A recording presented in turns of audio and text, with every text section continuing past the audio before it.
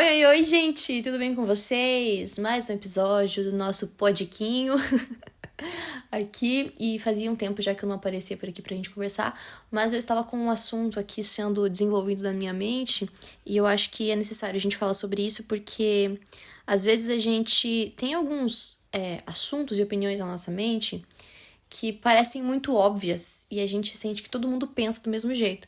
Mas quando a gente vai pra vida real, a gente percebe o quê? Que a gente é muito cheio de opiniões e de argumentos e tudo mais, e muitas vezes as coisas que a gente sabe, ou que a gente aprende com Deus, com a vida, com as pessoas, elas não são tão óbvias para as outras. E eu aprendi, depois que eu comecei a estudar sobre marketing e tudo mais, que a gente precisa falar coisas óbvias. E hoje eu quero falar sobre o assunto como nossas igrejas nos destroem. Mas vocês vão ver que o assunto também poderia ser como nós destruímos nossas igrejas, tá? Porque acontece, a gente, enquanto ser humano, a gente sempre acha que a gente tá certo. A gente sempre acha que a gente é o sensato, que a gente é o dono da razão, que a gente é o dono da verdade. Porém, no cristianismo, a lógica muitas vezes é invertida. A gente precisa ter consciência de que a gente tem valor para Deus, que não sei o que, que, né, Deus nos amou, etc e tal. A gente, né, a gente vai manter isso aqui em mente, porém, a gente muitas vezes precisa se deparar com o fato, né, encarar o fato de que nós somos injustos também. E que muitas vezes nós não somos tão sensatos assim, a gente não tem tanta consciência das coisas. E daí, eu nem anotei isso no roteiro aqui, porque eu sempre tenho um roteirinho pra fazer o podcast, porém, eu tava conversando com meu namorado esses dias, e meu namorado é teólogo, né, eu já falei algumas vezes aqui, e a gente tava falando sobre Jó. Jó é um livro que quando a gente chega no final de Jó, a gente, né, vê, porque Jó sofreu muito, etc e tal, e aí no final, Deus restituiu as bênçãos de Jó 3 vezes mais. 2 vezes mais, já não lembro. Eu não sou a teóloga, meu namorado quer. Mas aí, quando a gente chega no final, a gente meio que, tipo, se dá por convencido e por satisfeito, assim, que, tá, que lindo, né? Deus restituiu, não sei o quê. Aí tem aquelas igrejas que só pregam prosperidade. E aí elas falam assim, porque, olha, Deus vai restituir na sua vida, hein, irmão, não sei o quê e tal.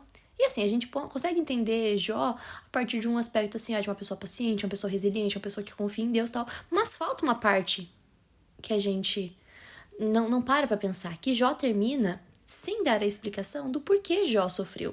E existem outros pontos que muitas vezes a gente esquece porque a gente só lê o começo e o final de Jó, né, nas pregações. A gente não leu o meio. E o meio de Jó é extremamente agonizante. É extremamente interessante, mas também é uma agonia tão grande você ver os amigos de Jó o tempo inteiro ali tentando arrumar pelo em ovo. Eles ficam, não, mas com certeza você pecou. Não, alguma coisa tem. E eles são cheios de si pra falar.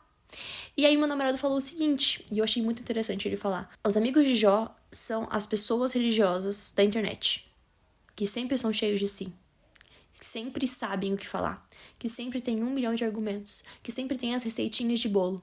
E eu fiquei assim, eu olhei pro meu namorado e falei, Deus, obrigada, pai, tu és perfeito, colocou uma pessoa no meu caminho que me faz pensar fora da minha caixa. E eu comecei a pensar, porque eu trabalho com produção de conteúdo e eu volto sempre meu conteúdo pra essa parte cristã, porque é algo que eu não consigo desvincular de mim, né? Faz muito parte de quem eu sou, tal, minha espiritualidade. Jesus é minha maior prioridade, então eu não consigo desvincular. E às vezes a gente tende a ter as nossas opiniões muito centradas e muito não sei o que, nananana. E aí a gente acaba se tornando esse tipo de pessoa, sabe? E eu não quero ser assim. Porque a forma como a gente lida com as nossas opiniões, com as nossas crenças, os nossos valores, princípios, não só a forma como a gente lida, mas a forma como a gente afirma eles ao longo dos nossos dias, na nossa vida, acaba interferindo num coletivo, sabe? E aí que entra na parte da igreja, né? Quantas pessoas a gente conhece que são feridas dentro das igrejas por conta de falas que muitas vezes são ignorantes ou são faladas de forma maldosa, e as pessoas elas acabam sendo feridas muitas vezes pela arrogância, sabe? Às vezes as pessoas elas têm tanto aquilo de não, eu tô certo porque eu li na Bíblia isso, só que às vezes a pessoa não considera o contexto do outro, que às vezes não é o momento daquela pessoa receber uma palavra de exortação, por exemplo. Não tô falando que não é correto você exortar alguém quando a pessoa precisa, mas muitas vezes falta essa questão do tato, entendeu? Os amigos de Jó esperaram uma semana do luto dele e depois despejaram tudo que eles achavam em cima dele. E às vezes não era o momento, entendeu? E o cara falando, o Jó falando, eu não fiz nada, eu não tenho nada, os meus erros são os mesmos de um ser humano normal, sabe? E aí Jó se lamentando pelas tristezas dele, os amigos dele falando isso. E eles falam, eles não estavam errados, porque era a religiosidade da época, era a forma como eles lidavam, né? A gente tem que entender também o contexto religioso que eles tinham, né, naquele momento. Eles tinham muito essa questão do merecimento, ou do castigo hereditário e tudo mais, que às vezes também tem hoje em dia, mas a gente vai deixar abaixo. E daí, trazendo para o contexto de hoje, a gente vê muito isso hoje em dia em algumas igrejas. Existem muitas igrejas que são extremamente tradicionais, que têm limites ali muito bem estabelecidos, princípios, usos, costumes e tudo mais. O que, para ser bem sincera, sendo uma pessoa que veio de uma igreja assim, eu nasci numa igreja extremamente tradicional, que foi na Assembleia de Deus, mas era uma Assembleia de Deus de bairro, assim, super pequenininha, né, e tudo mais. A gente tinha uma comunidade muito boa, porém, né, tinham lá os usos, costumes e coisas assim, mas a gente ainda tinha, assim, muita consciência dos contextos uns dos outros. Porém, mesmo assim, existiam algumas coisas que acabavam se tornando fardos para nós. E eu lembro, eu já contei essa história, mas eu me lembro de uma vez que eu lacrei em cima de uma professora de uma célula, né? Uma professora, né? Uma líder de uma célula, porque ela falou que não podia cortar o cabelo. Eu falei, você não pode cortar o cabelo? Então, por que Jesus morreu na cruz, então? Você só não cortar o cabelo? Então, por que serve a graça? E eu, no alto dos meus 11 anos de idade, né? Pensei, putz, lacrei. Nem tinha esse termo lacrei na época. Mas eu, no alto dos meus 11 anos, agi com a mesma arrogância que muitas pessoas agiram. Então, é uma via de mão dupla, entendeu? Porque muitas pessoas, né, que já foram feridas pela igreja, elas ficam, ai, eu fui tão ferido, ai, porque foi tão ruim, não sei o quê. E daí, às vezes, a pessoa vai se fechando, e ela cria uma casca de arrogância em volta dela, que muitas vezes impede ela até mesmo de crer ou de viver em liberdade com o Senhor. E isso é muito triste, porque a pessoa, ela foge, né, muitas vezes da igreja, porque a igreja cerceava a liberdade dela, muitas vezes de se expressar, de ser quem ela é e tudo mais. Já falei sobre isso no episódio sobre militâncias e tal. E aí a pessoa, ela sai buscando uma nova forma de viver, uma nova forma de agir, livre de amarras, de usos e costumes, tal. Vou criar minha própria vida e vou continuar crendo em Deus, mas muitas vezes ela não consegue sustentar a fé. E muitas vezes tem gente que até consegue sustentar a fé, só que aí isso tá envolto em tantas formas de defesa contra aquilo que era, sabe, aquelas memórias que ela tinha ruins, de pessoas muitas vezes apontando o dedo, julgando, criticando, com vários preconceitos e tal. E aí a pessoa, ela acaba também se tornando sempre na defensiva, sabe? Ela sempre é a vítima da sociedade e tudo mais. E aí isso acaba também sendo negativo, porque a fé dela não é sobre crer em Cristo, não é sobre viver com o Senhor ou viver o Evangelho de Cristo. É sempre sobre lutas sociais, sobre, enfim, que muitas vezes fazem parte ali também do nosso universo, né, enquanto a gente tá vivendo, não só do cristianismo, mas da forma como a gente vive em sociedade. A gente tem que ter consciência das lutas, etc e tal. Porém, a nossa fé não é sobre isso, entendeu? E a gente tem que ter esse cuidado, tem que ter essa temperança ali, né, do equilíbrio. E é muito complexo, porque eu falei, né, da pessoa que tá fora e a pessoa que tá dentro, e a gente tem, né, muitas vezes essa visão de que só existem dois lados. A pessoa que era cristã e muitas vezes se desviou por conta de ser ferida pela igreja, ou a pessoa que estava dentro da igreja e acusou e foi injusta, etc e tal. Porém, existem vários lados da mesma moeda. Por exemplo, uma coisa que poucas pessoas falam sobre as famílias pastorais. E eu falo isso porque eu já estive dentro da família pastoral, meu avô era pastor, e a gente já teve que lidar com todo tipo de coisa. O meu avô era uma pessoa muito justa, e meu avô, ele não era aquele tipo de pastor que muitas vezes a gente já vê, né, principalmente em igrejas mais tradicionais assim, e existem muitos pastores que muitas vezes eles vivem ali num status, sabe, de eu sou pastor, etc e tal, e meu avô nunca foi assim. Meu avô, ele sempre foi atrás dos irmãozinhos mais velhinhos. Meu avô sempre fez questão de, por exemplo, visitar os irmãozinhos que não podiam mais ir na igreja, que não tinham condição, que não tinham carro. Meu avô sempre ia levar a Santa Ceia. Eu sempre estive junto com ele, acompanhando ele nesses momentos, né? E realmente de ir atrás das pessoas que estão oprimidas, de fazer o papel de cristão. E existiam muitos outros pastores e o sistema todo ali que olhava pro meu avô e meio que dava uma desprezada nele, por ele ser assim, sabe? E muitas vezes caluniavam, difamavam. Existiram alguns momentos na vida do meu avô, minha mãe sempre fala, que ele lidou com igrejas que estavam envoltas em corrupção, por exemplo. E ele era a pessoa que tinha que se posicionar e tudo mais, e aí por conta disso muitas pessoas acabavam olhando pra ele com olhos, assim, maldosos. É claro que sempre tem as pessoas que estão, né, do lado... Existem mais pessoas que estão do lado certo. Porém, meu avô, pra ele se posicionar, e meu avô era uma pessoa muito enérgica, muito justa.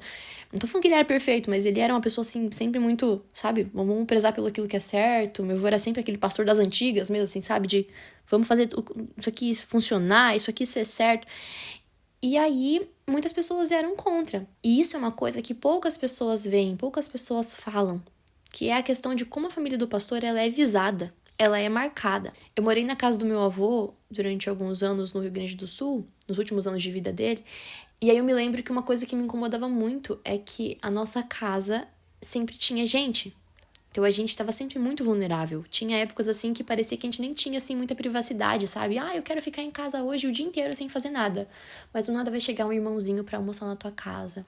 Ele vai contar os problemas dele, vai precisar de aconselhamento pastoral, então ele vai passar a tarde, sei lá, talvez o esposo vai conversar com meu avô e a esposa vai ficar junto com a minha avó e eu tinha que ficar junto. E quando isso aconteceu, eu tinha mais ou menos ali, sei lá, uns 12, 13 anos.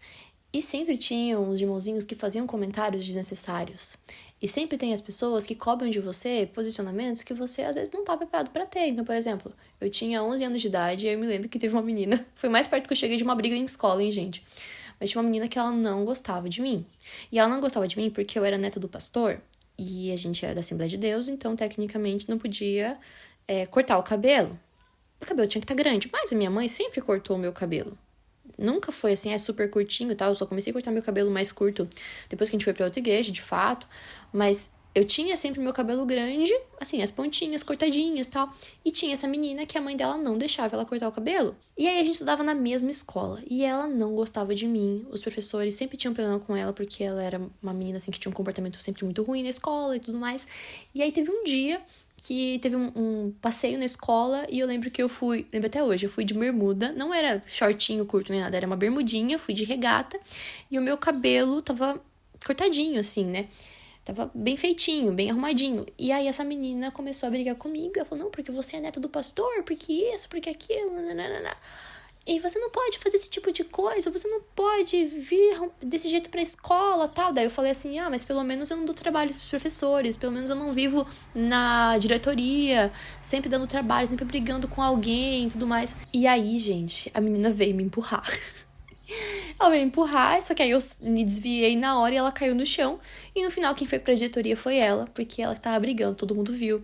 Mas aí eu fico pensando, uma pessoa assim, por exemplo, vai passar a vida inteira, muitas vezes dentro da igreja, dentro dessa casca assim, né, de religiosidade, uma aparência cristã, não sei como que ela tá hoje em dia, né, espero que ela seja bem, a gente era criança, mas aí eu lembro que eu olhei para aquilo e eu, né, com meus 10 anos mais ou menos, eu olhei para ela e falei assim, caramba, que tristeza isso, né? Porque eu tinha consciência de que não era a minha aparência que ia me salvar ou não. E ela olhou pra mim com olhos tão julgadores, porque eu era neta do pastor e eu não estava dando exemplo de alguém crente, de alguém da Assembleia de Deus. E eu lembro que eu olhei pra aquilo e falei, cara, eu não quero ser assim. E aquele foi um dos primeiros momentos da minha vida em que eu me senti realmente lúcida em relação ao cristianismo, sabe? De eu olhar e pensar, cara, eu tô tentando fazer o meu melhor. E muitas vezes o meu melhor não vai ser suficiente para agradar as pessoas. Mas o que realmente vale? Qual é o meu posicionamento diante de tudo isso? E aí eu já estive depois, em outros momentos, em outros contextos. Eu já estive num contexto, por exemplo, quando eu fui pro UNASP, que foi minha faculdade, onde eu me formei. E para quem não sabe, já falei em alguns momentos, mas se você chegou aqui, o UNASP é um centro universitário adventista. Eu sempre estudei no colégio adventista durante muitos anos e sempre tive vários amigos adventistas, mas eu tive mais contato com a igreja e com a cultura adventista, que é todo um universo, gente, totalmente assim, ó, que você fala, meu Deus, é muita coisa mesmo. Eu tive esse contato realmente no UNASP, né, de cair num vulcão adventista e ver o tanto que aquilo era grande. E aí, por eu não ser adventista, muitas vezes eu enfrentei ali uns certos olhares assim julgadores, do tipo, meu Deus, você não guarda o sábado? Meu Deus, mas você acredita em línguas estranhas? Sabe? de pessoas também que eram super religiosas. E aí tive outro momento de eu falar assim, tá, qual é o meu posicionamento? Como que eu posso lidar de forma humilde e não arrogante com essa pessoa que está sendo desumilde e arrogante comigo? Tá me entendendo?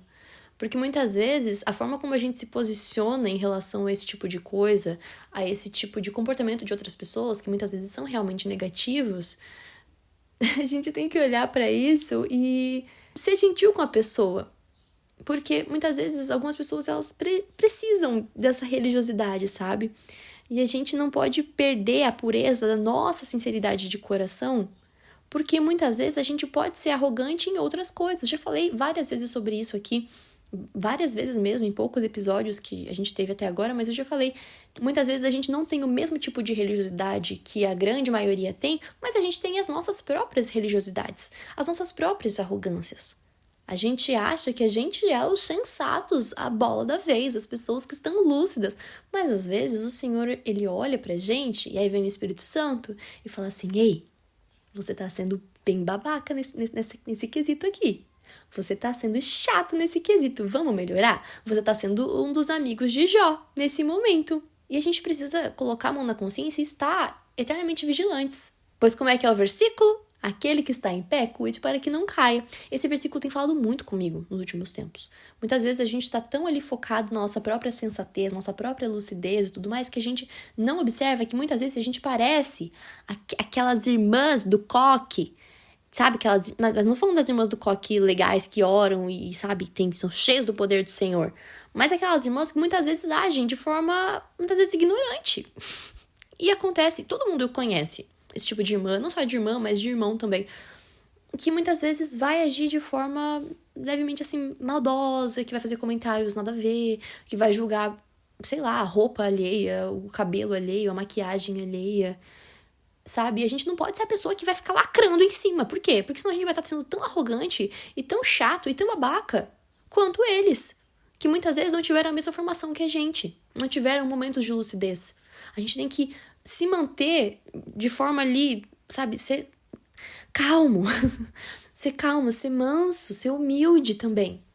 Porque a gente não pode perder essa pureza da sinceridade do nosso coração. A gente não pode deixar que a arrogância dos outros corroa aquilo que a gente tem de bom. Sabe? Porque isso é decorrente do pecado. Todos nós estamos sujeitos. Você sendo religioso ou você não sendo religioso. Muitas vezes a pessoa que está fora da igreja, que foi ferida pela igreja e tudo mais, e é válido, né? A dor dela. Muitas vezes a pessoa precisa passar por um processo de cura, mas ela não passa. Por quê? Porque ela tem ódio. Esses dias eu fiquei tão chocada que eu vi um evento que teve dos ex-crentes. E era tipo um culto de ex-crentes. E aí eles estavam assim super debochando. Meu... Que tristeza, a gente olha pra isso e o primeiro impulso que eu tenho, sinceramente, é de ter uma raivinha. Mas aí eu olho e falo assim, ai, Senhor, resgata, Pai, resgata, não vou falar nada, entendeu? Por quê? Porque a pessoa tá tão perdida dentro dos seus próprios conceitos e da sua própria ferida, do seu próprio ego que foi machucado e foi ferido, que a pessoa ela não consegue olhar e pensar, tá, da mesma forma que essa pessoa errou comigo, que esse grupo, talvez, essa igreja errou comigo, eu também posso errar. Eu também posso ser um grande babaca. O que me separa dessa pessoa? Nós não somos pertencentes à mesma humanidade? Caída e ferida? E eu, como um conhecedor da palavra do Senhor, o que eu posso fazer com isso? Eu vou ser igual? Vou me assemelhar a essa pessoa? Ou eu posso agir com cautela, com gentileza, com humildade? Talvez eu possa pensar em alguma forma de exortar essa pessoa de uma forma que ela realmente entenda, exortar em amor, assim como Cristo fazia. Sabe? A gente tem muito o conceito do fariseu dentro da Bíblia, mas os fariseus, estava até conversando com meu namorado, eles não eram pessoas horríveis, ruins. Minha dicção tá péssima hoje, gente, perdão. Mas eles eram pessoas que eram extremamente zelosos com o templo, extremamente zelosos com a cultura religiosa. Eles eram extremamente zelosos, eles estavam fazendo aquilo realmente por amar a Deus. É claro que eles não tinham compreensão de toda a grandeza daquilo que eles estavam vivendo e tudo mais, e enfim. Mas eles não estavam assim de todo errados. Mas dentro da cabeça deles, eles realmente não estavam errados. Então a gente realmente precisa entender que algumas pessoas, infelizmente, precisam dessas religiosidades para poder se sentir seguras em Deus, sabe? Mas enquanto um cristão maduro, não cabe a mim ser julgador com quem me julga. Se você perde o amor, você perde aquela questão de suportai-vos uns aos outros. E o suportai-vos aqui, ele pode ser tanto num contexto de dar suporte, quanto realmente de suportar, de eu vou relevar. Tem momentos que você não vai poder ficar relevando tudo, é claro. Mas aí, enquanto cristão maduro, a gente precisa ter um pouquinho mais de noção. Por exemplo, uma coisa que eu lembro que me incomodou muito quando eu cheguei no NASP, que tinha os meninos que eram teologandos, né, que faziam teologia e tal. E aí teve um menino que ele falou assim, até o final do curso eu vou te batizar. Ele era do primeiro ano de teologia, e aí eu olhei pra ele e falei assim, amigo, mas eu já sou batizada. Porque na igreja adventista, normalmente, quando a pessoa ela vai, né, pra igreja adventista, ou ela faz profissão de fé, ou ela rebatiza. Não vou entrar aqui no contexto, né, porque tem muita gente que acha isso super horrível, mas, enfim. E aí esse menino falou isso pra mim e eu fiquei assim, cara, que nada a ver isso. Tipo, eu já sou batizada. E aí, eu lembro que eu quis muito ali ser arrogante com ele e falar assim, cara, quem você pensa que é pra querer me batizar? Você acabou de chegar, você nem me conhece, você nem sabe como que é minha vida com Deus, minha vida de oração, de jejum, de estar na presença de Deus, você quer ficar me batizando? Eu já sou crente, meu filho, eu sou mais crente que você, quase, mas vem aqui pra eu falar. Aí eu falei assim, não, amigo, mas eu já sou batizada. Aí eu lembro que os meninos que estavam junto comigo, que eram meus, né, eram colegas dele de curso, eles falaram assim, amigo, essa menina é crente, bem crente também. E aí eu deixei meus amigos falarem, entendeu? Eles falaram com cuidado também, porque era amigo deles, eu só fiquei olhando e falei assim, amigo, a gente tá no mesmo barco, indo pro mesmo céu, etc e tal. E aí entra muito aquela passagem de Romanos 12:12, sabe? Que fala sobre o corpo e unidade, que fala, ora, assim como o corpo é uma unidade, embora tenha muitos membros, e todos os membros, mesmo sendo muitos, formam um só corpo, assim também com respeito a Cristo, pois em um só corpo todos nós somos batizados em um único Espírito, quer judeus, quer gregos, quer escravos, quer livres, e a todos nós foi dado de beber em um único Espírito. E a Bíblia continua falando que o corpo não é feito de um só membro, mas de muitos. E o pé não pode dizer que, porque eu não sou mão, eu não pertenço ao corpo. Nem por isso ele vai deixar de fazer parte do corpo. A gente tem que ter essa noção dos dois lados, sabe? Não só dos dois lados. A gente tem que ter essa noção, independente de qual lado a gente esteja ali da situação. Sabe, se a gente tá dentro de um contexto super religioso, ou se a gente talvez esteja sendo a pessoa que tá acusando alguém, que tá ferindo as outras pessoas, que tá destruindo talvez alguém, porque o que a gente vê muito é isso, pessoas que às vezes são destruídas por conta de religiosidade. E isso em ambos os lados aqui, né? É a pessoa que tá de fora da igreja quanto a pessoa que tá dentro da igreja, a pessoa que muitas vezes precisa daquela religiosidade para viver. E como isso é triste, sabe? Quanto que isso é aprisionador.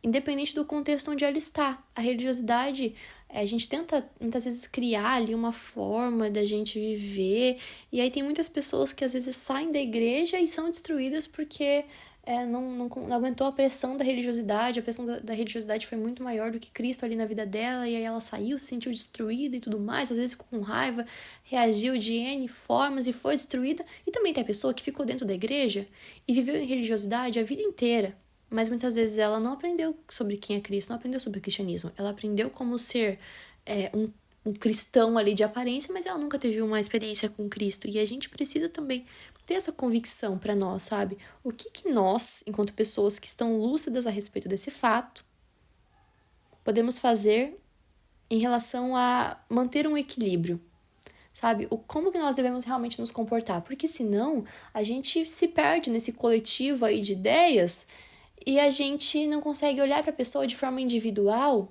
e muitas vezes as pessoas elas criam ali um preconceito com a igreja. A pessoa que está dentro da igreja às vezes cria um preconceito com a pessoa de fora, sem considerar o contexto da pessoa. Muitas vezes a cosmovisão da pessoa, a forma como a pessoa foi criada, que muitas vezes talvez aquela igreja que está acolhendo ela, talvez não seja uma igreja que ela vai se adequar também, talvez por conta de usos e costumes, talvez por uma questão de roupa, talvez por a questão da liturgia, talvez a pessoa não vai se adaptar ali. E aí a gente tem que tomar cuidado para poder guiar realmente essa pessoa. E aí orar muito, enfim, gente, muitas coisas. Esse episódio, ele foi bem assim, não sei se deu pra entender muito bem as coisas que eu quis falar aqui com ele, porque são muitas, mas eu espero que Deus possa estar abençoando a vida de vocês, que a gente possa estar olhando com carinho para todas essas questões. Eu só fui falando sobre o assunto. Deixei minha tagarelice tomar conta nesse episódio de hoje, mas espero que vocês tenham gostado. Se você ainda não segue esse podcast, siga, porque, como diz a Dilta Citori, que é uma podcaster que eu escuto, não faz diferença nenhuma pra você, mas faz uma diferença enorme pra mim. Então, se você ainda não segue esse podcast, siga e deixa o seu comentário aqui embaixo. O que você achou desse episódio? Você gostou? Deixa ali um comentário, deixa um emoji, sabe, um coração, que faz muita diferença pra mim. Tá bom, gente? Espero que vocês tenham gostado. Um beijo, um queijo, um caranguejo. Tchau, tchau.